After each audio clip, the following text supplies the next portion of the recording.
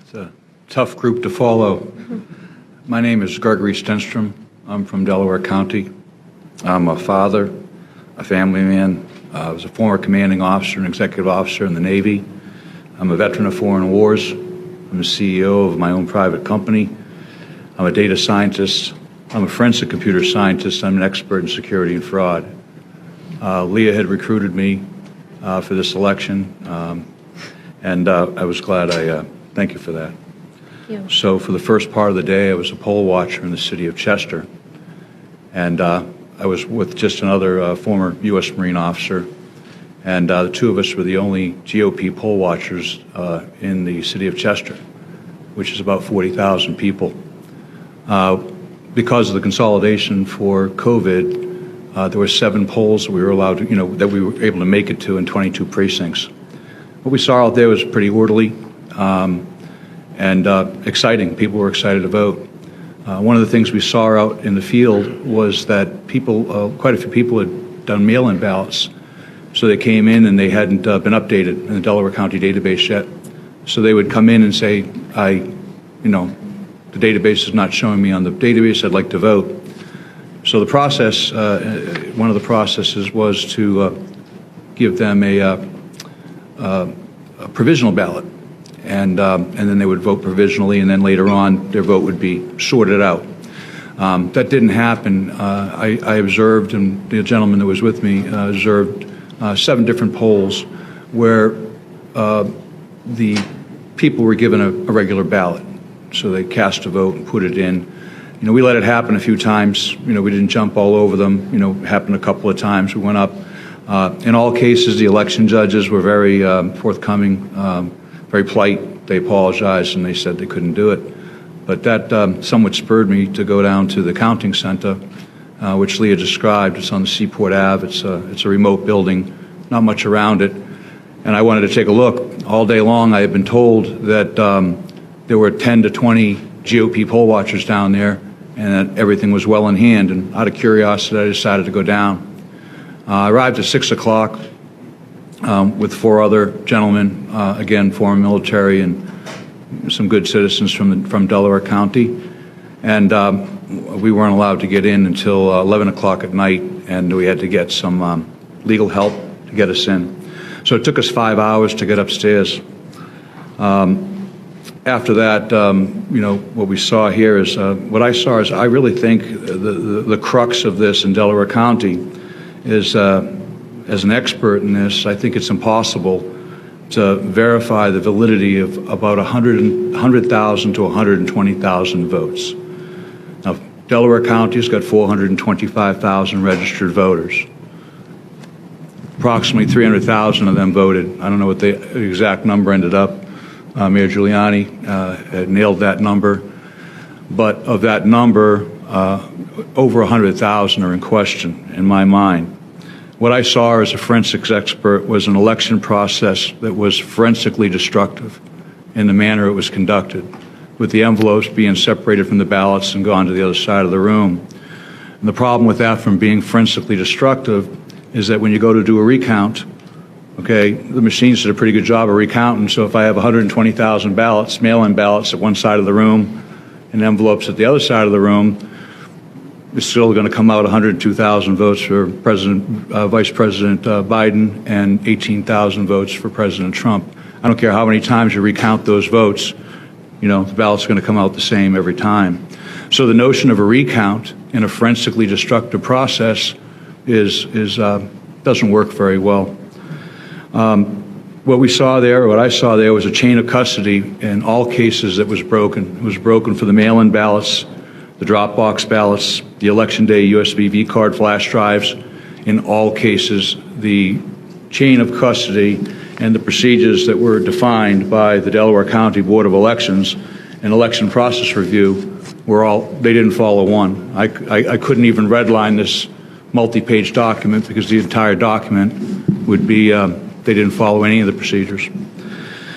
So I personally observed USB V-cards being uploaded to the voting machines by the voting machine warehouse supervisor on multiple occasions. I saw this personally. I brought it to the attention of the deputy sheriff who was there stationed, who was a senior law enforcement officer, and I brought it to the attention of the clerk of elections. I brought it to their attention. I objected, and I said, this person is not being observed. He's not part of the process that I can see, and he's walking in with baggies, which we have pictures of, and it was submitted in our affidavits, and he was sticking these USBs into the machines. So I personally witnessed over that happened 24 times, over 24 times. We have multiple other witnesses that saw it, including Democrat poll watchers. And we were told, I was told the next day by the solicitors, well, actually not the solicitor, but the attorney that we had secured, that they said every election they leave a couple of USBs in the voting machines and they're brought back, and generally the warehouse manager comes over and puts them in.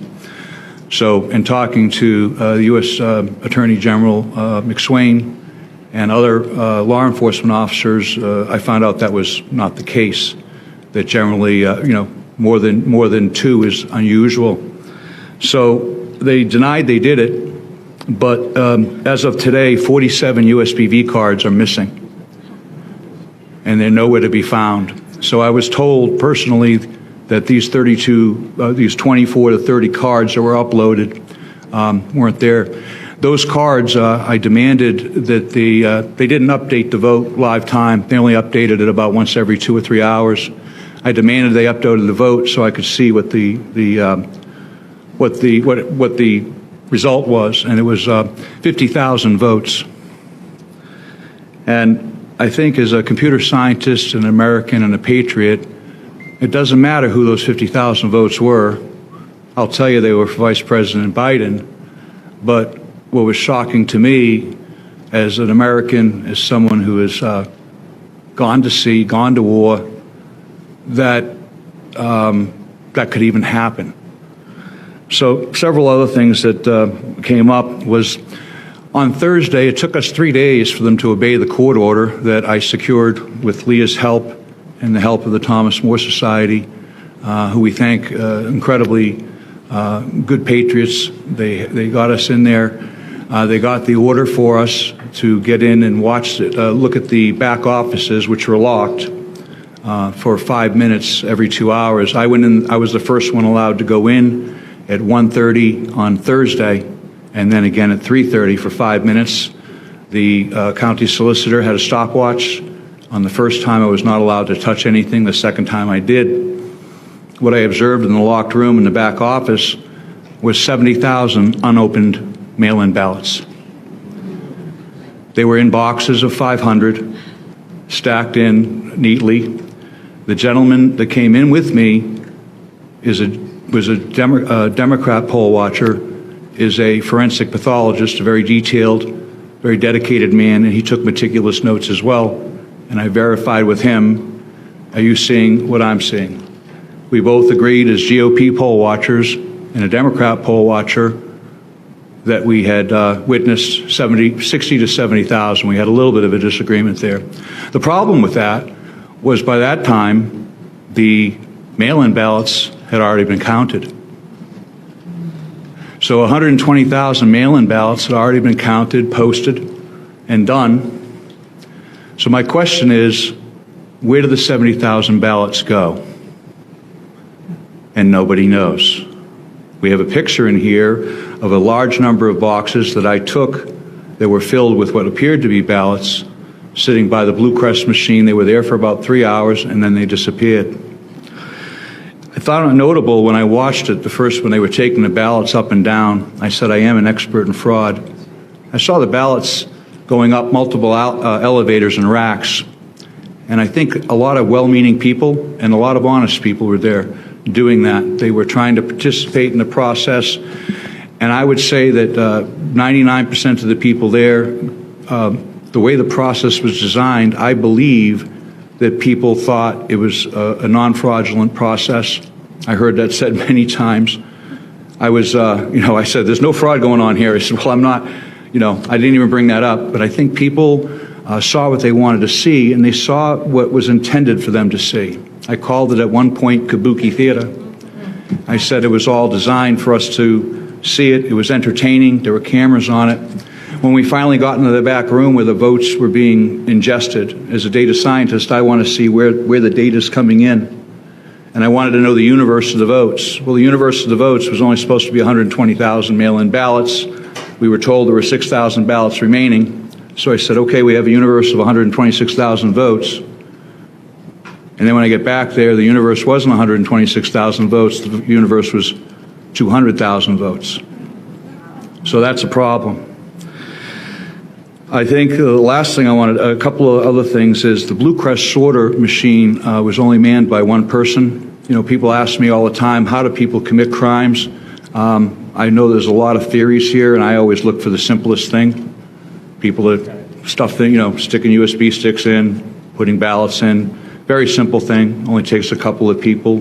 Doesn't take a big conspiracy. I think people look at things and they use inflammatory words and, like fraud and so forth. As a forensic computer scientist, my interest is in the data. Where did it go? Where did the spoilage go? How did the data come in and go out of the system? So I think as a scientist, we need to look at that. We need to audit that. What was really upsetting to me, and the most upsetting, was I had spoke to multiple law enforcement agencies and literally begged multiple law enforcement agencies. I said, go in, and I said, in order to prove that nothing's happening, and either exonerate yourselves in the process or refute what I'm saying, please. It's a very simple process. Just go get the forensic evidence from the computers. It's a simple process. You turn the computer off. It's non-destructive, takes moments, maybe half an hour, 20 minutes to do it properly and collect the evidence. You open the computer up, you take a device called a bit blocker, you put it in the hard drive. It's done under the observation of law enforcement officers. They take a forensic image of the drive, put it all back together. It wouldn't have taken more than an hour to image all 5 machines. That was never done, despite my objections, and that was 3 weeks ago. Lastly, when they said, well, we've got all the forensic records and so forth, we just learned 2 days ago that virtually all chain of custody logs, records, yellow sheets, everything was gone. All forensic evidence, all custody sheets in Delaware County are gone. They had a signing party where they sat down, and poll workers were invited back to recreate those logs, and our understanding as of today was that they were unsuccessful in getting them all. So we have a situation where we have 100,000 ballots to 120,000 ballots, both mail-in and USB, that are in question. Now, there's no cure for this. There's no remedy for this. As a home charter, we could have a re-election in Delaware County for our own representatives within our own town, but there is no cure for that for the President of the United States.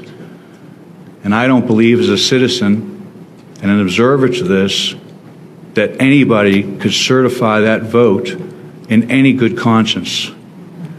And if the Democrats that were part of this process, had done things, followed their own procedures, which they created almost unilaterally, we would be in a situation where they could exonerate themselves and they could say, Mr. Strenstorm, you've been misinformed. We have evidence here that refutes what you say. But that's not the case. They can't do that. So I say, if you can't certify that vote, and you can't certify 100,000 votes out of 300,000, then you can't certify Delaware County. And I'm done, and thank you for your time and patience.